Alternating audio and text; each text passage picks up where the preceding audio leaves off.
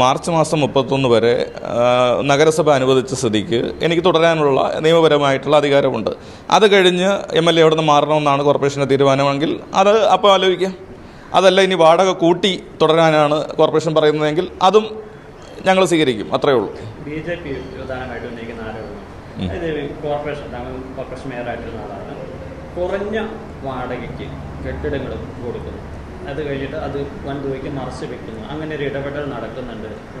CPM ആണല്ലോ നേരത്തെ പരിശോധിച്ചത്. അല്ല, അത് BJP-ക്കാരാണ് പരിശോധിക്കേണ്ടത്. ഇപ്പോൾ ശ്രീ O രാജഗോപാൽ നിയോജക മണ്ഡലത്തിൻ്റെ MLA ആയിരുന്നല്ലോ.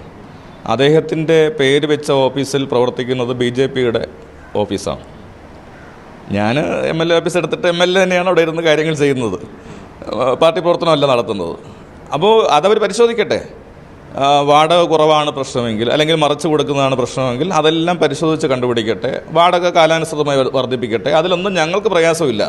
ഈ തുക മാറ്റിയിട്ട് നിങ്ങൾ നഗരത്തിലൊരു പ്രദേശം എന്ന നിലയിൽ വലിയ തുക തരണമെന്ന് പറഞ്ഞു കഴിഞ്ഞാൽ വലിയ തുക കൊടുക്കും. നഗരസഭ നിശ്ചയിച്ച തുകയ്ക്ക് അതിന് ഞാനൊരു അപരാധവും ചെയ്തില്ല.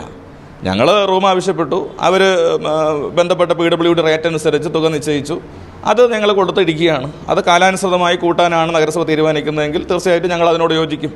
അതിലൊന്നും ഞങ്ങൾക്കൊരു ആക്ഷേപവുമില്ല. ഞങ്ങളെ സംബന്ധിച്ച് ഇപ്പോൾ 25,000 രൂപയോളം വാടക എഴുതി വാങ്ങിയിട്ട് കൊടുക്കുന്നില്ല എന്നൊരു പ്രചരണം നടക്കുകയാണ്. എന്താ സ്ഥിതി? ഇപ്പോൾ ഇന്ത്യ മഹാരാജ്യത്തിൽ കേരളത്തിലാണ് MLA-മാർക്ക് കുറഞ്ഞ അലവൻസുകളും മറ്റു കാര്യങ്ങളും കിട്ടുന്നത്. നിങ്ങൾ പരിശോധിച്ചാൽ അത് ബോധ്യപ്പെടും. അപ്പോൾ 25,000 രൂപ ലഭിക്കുന്നത് എല്ലാ അലവൻസും കൂടി ചേർത്താണ്. ഓഫീസ് അലവൻസും ടെലിഫോൺ അലവൻസും മറ്റു കാര്യങ്ങളെല്ലാം കൂടെ ചേർത്തിട്ടാണ്. അപ്പോൾ മറിച്ചുള്ള പ്രചരണം നടത്തുന്നത് MLA വ്യക്തിഹത്യ നടത്താൻ വേണ്ടി കൂടിയാണ്. അപ്പോൾ ജനങ്ങൾക്കിടയിൽ പ്രവർത്തിക്കുന്ന ഒരു MLA-യെ അപകീർത്തിപ്പെടുത്താൻ BJP-യും കോൺഗ്രസും തുനിഞ്ഞിറങ്ങുന്നതിൻ്റെ രാഷ്ട്രീയ ലക്ഷ്യമൊക്കെ നമ്മുടെ പ്രദേശത്തെയും കേരളത്തിലെയും ജനങ്ങൾക്ക് ബോധ്യപ്പെടും.